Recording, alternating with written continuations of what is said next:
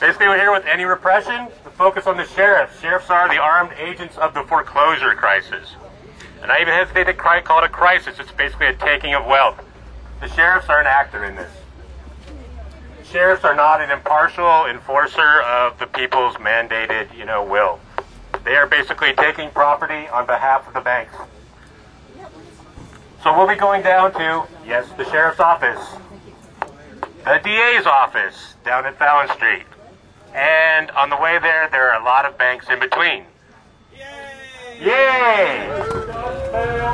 We got sold out! Banks got bailed out! We got sold out! Banks got bailed out! We got sold out! Banks got bailed out! We got sold out! Banks got bailed out! We got sold out! I worked for all my life. I worked for 60 years at least. And I raised a family, I did everything right, I saved money, I had it in an annuity, .com ate most of it. I put it in real estate because everyone said to do it. Everyone. The government, the banks, every time you went to any kind of a meeting, they said, you want to use your money right, put it in real estate. And I did it. I got a place in Oakland. It's been foreclosed on for 4 years now. I won't leave.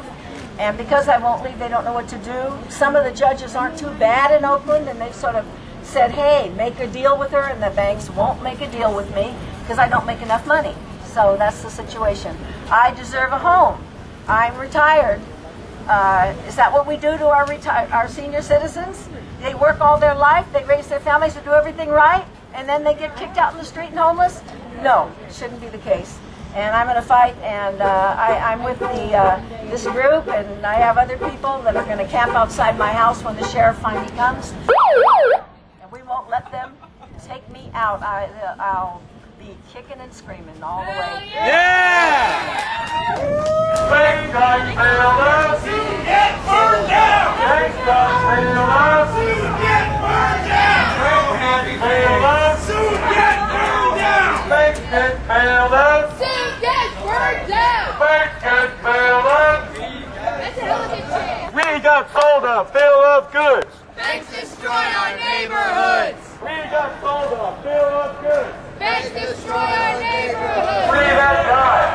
Free that guy! Free that guy! Fuck you, B of A! You should sit through RGA! Get your ass down here and confront the people who want to talk to you about all the foreclosures in the colored communities in this city! Come out of your office, bitch!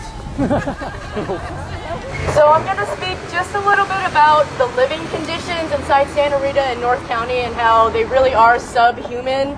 And it's really repulsive to see people having to live their lives, even though they are inmates. It's not supposed to torture people to try to rehabilitate people.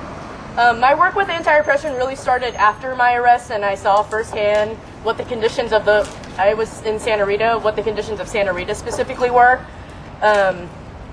If anyone has been there, you know what I'm talking about. It's filthy. I don't know when the last time they would have cleaned. It's completely unsanitary. No person should be having to live in those type of conditions. The food they serve you is inedible. For the 5 days that I was in Santa Rita, the only thing that I was able to eat was 1 orange a day that came with my meal. The water, I barely drank any water because the water is so gross that they give you these sugar packets called these Bernard sugar packets that you're supposed to mask the flavor of the water with. And inmates are really deprived of really basic needs. Medical attention. One of our comrades, Kali, who is being sentenced next Wednesday, was denied his medication for 4 days, which created the conditions under which he was charged with another felony is going to be going away. He's going to be sentenced to 4 years in a state prison. So that's coming up next Wednesday. I hope to see some of you guys out there. It's going to be at the Hayward Hall of Justice.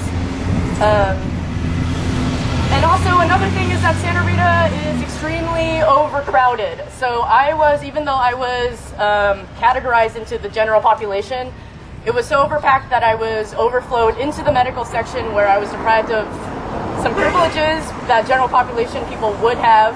So I'm on 22-hour lockdown a day, as opposed to like being out in an open type room. I have less access to the amenities that they have, and that's not unique to me. That's everybody that's in Santa Rita. While I was there, I was actually bunked up with a pregnant woman, and it was really disgusting to see the only differences between me and her. So you sleep on a metal slab and you get a mattress that's about half an inch thick that protects you. It doesn't protect you at all. When I left Santa Rita, I had bruises on the side of my body just from sleeping. And I mean, further than that, they don't give you a pillow. You have a pillowcase that you shove full of t-shirts and socks that they give you for the rest of the week. But she was pregnant, and the only difference between me and her was that she had 2 mattresses, so like an inch thick mattress, and that she got 2 milks in the morning with her breakfast instead of 1, like I did. And that's how they take care of the pregnant women there in Santa Rita. Prenatal care in Santa Rita. No prenatal care there in Santa Rita. She wasn't able to eat any of the food either, and if it hadn't been for you guys who had helped out with my commissary, I was able to buy her food through the commissary, but even then it's not really food, it's junk food. Like, we were eating top ramen and beef jerky. So you can see where there's a really there's a lack of any sort of nutrition for these inmates to sustain themselves at all.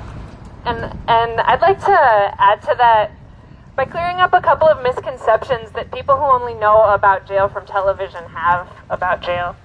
Number one, jails do not exist for the purposes of rehabilitation. We know this.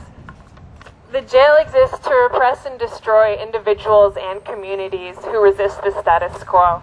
And what is the status quo? The status quo is capitalism that's sustained through racism, through patriarchy, through oppressing the people who are most vulnerable and most needy in our society. And the resistors to this system are political radicals, of course, and the resistors to this system are also the people who are most abused by it, communities of color, poor people, immigrant communities, and of course there's overlap between these things, right? The second thing I would like to point out, or remind us all, is that this great tenet of American justice, innocent until proven guilty, does not exist inside American jails and inside American prisons. Inside, outside, all on the same side! Inside, outside, all on the same side! Inside, outside, all on the same side! Inside, outside, all on the same side! Fucking morons.